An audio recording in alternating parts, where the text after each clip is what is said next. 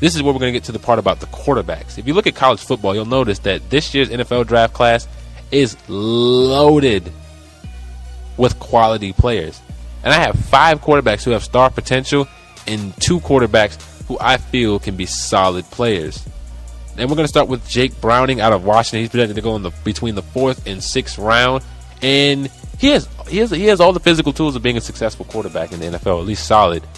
He's 6'2", 205. He'll definitely beef up going to the NFL. But he's been a starter for 3 years at Washington, compiled a record of 20-8, and put up a 12-2 season a year ago.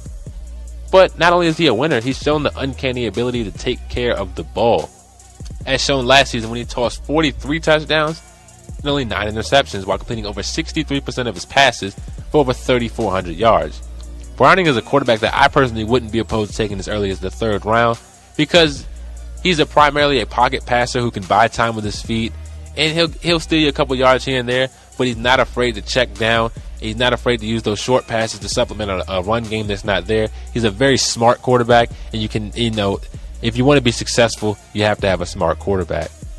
Up next, we have Mason Rudolph. He reminds me a lot of Jake Browning, too. He's a coach's dream. These guys take care of the ball. 61 career touchdown passes, only 17 career interceptions. He's your typical pro-style quarterback, very comfortable in the pocket, keeps his eye downfield. But what distinguishes him from the others is his huge frame. 6'5", 235, an absolute cannon for an arm. And it's fairly accurate, but if I'm a coach, I wouldn't rule out taking him late 1st round, although I really wouldn't take him late 1st round. His stock reminds me a lot of Patrick Mahomes in terms of his draft stock, because if he's there, you kind of want him before someone else gets him because of the potential that's there. And I do have one more guy who I feel can be solid, but I'm not too high on because he's a very difficult project, and that's Richard Legault. And he left a really good impression on me after watching the Indiana-Ohio State game. Legault had Ohio State on their heels for a long part in that game, about 2.5 quarters. And during that game, he threw 65 times, something I've never seen before. He completed 61% of those passes while tossing 3 touchdowns and an eventual loss because they did play Ohio State.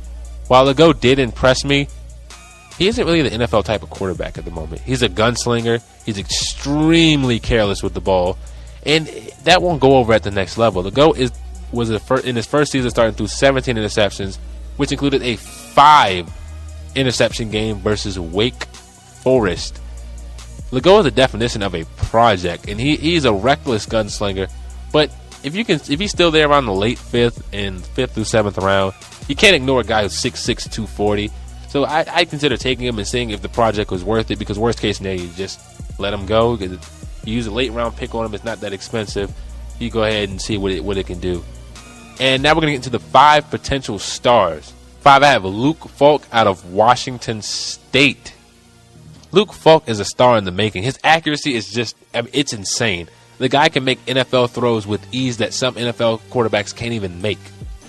He is strictly a pocket passer because he's not very agile, and he reminds me a lot of Ben Roethlisberger to a lesser degree because of his ability to make plays outside of the pocket. He won't take off, get you 15, 20 yards. He can move. He's very comfortable moving within the pocket.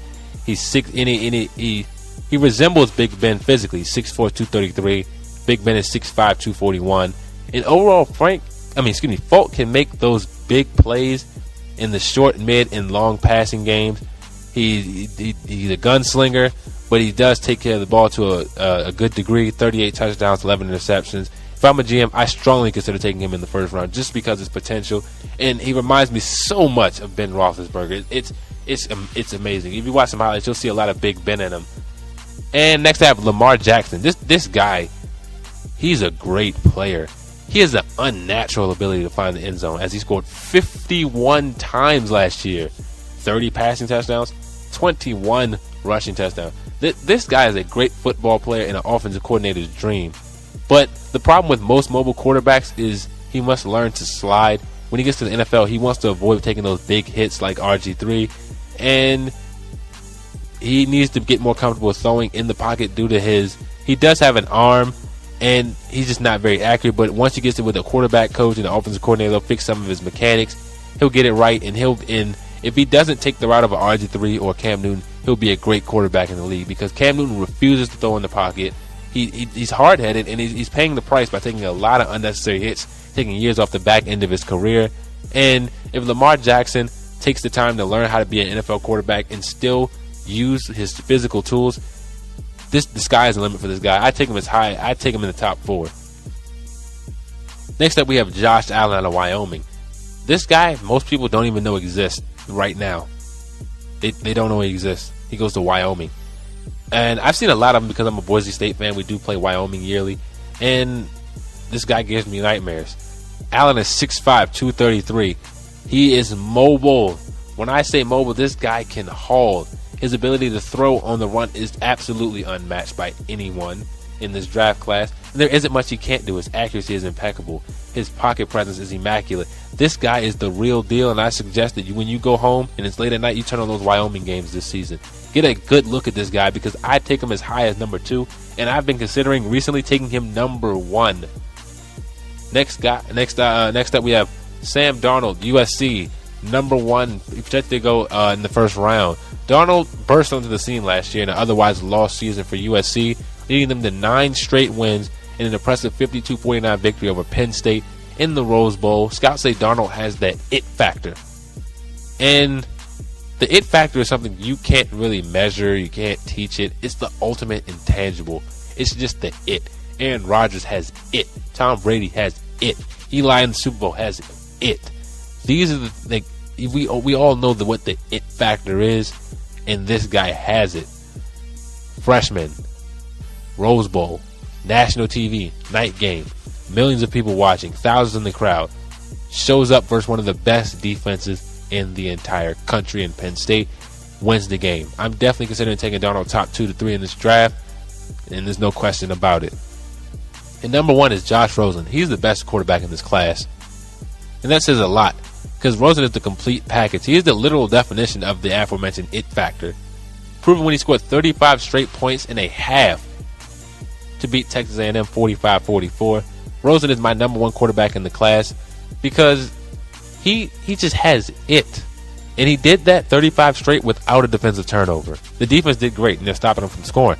But no interceptions, no fumbles, no kick returns. In other words, no big momentum swing. He just went out and did it. He didn't throw his helmet. He didn't get upset. He stayed calm. He looked at the game plan, made the adjustments, and won the game. But the only problem that people find with him is he's very opinionated. He will tell you his opinion whether you care or not, whether you asked or not. He will tell it to you. And that I respect him for it. Whether I agree, now I don't always agree with him, but I respect his personal opinions. But opinions mean nothing to me as long as you're going out there winning games, and I really don't care what you think about. But Rosen is coming off a season where he was banged up thanks to his O-line. I mean, the guy played 6 games, and you can't really tell that he is the best quarterback in this draft from that. But if you go back to his freshman year, 23 touchdowns, 11 interceptions, completing 60% of his passes, throwing for 3,669 yards. And imagine how much better he would have gotten last year. And by the first game of this year versus Texas A&M, you can tell why this guy can play. And so with those 8 guys being named, here's my official big board. Number 1, Josh Rosen, UCLA. Number 2, Sam Darnold, USC. Number 3, Josh Allen, Wyoming. Number 4, Lamar Jackson, Louisville. Number 5, Luke Falk, Washington. Number 6, Mason Rudolph, Oklahoma State. Number 7, Jake Browning, Washington. And number 8, Richard Legault.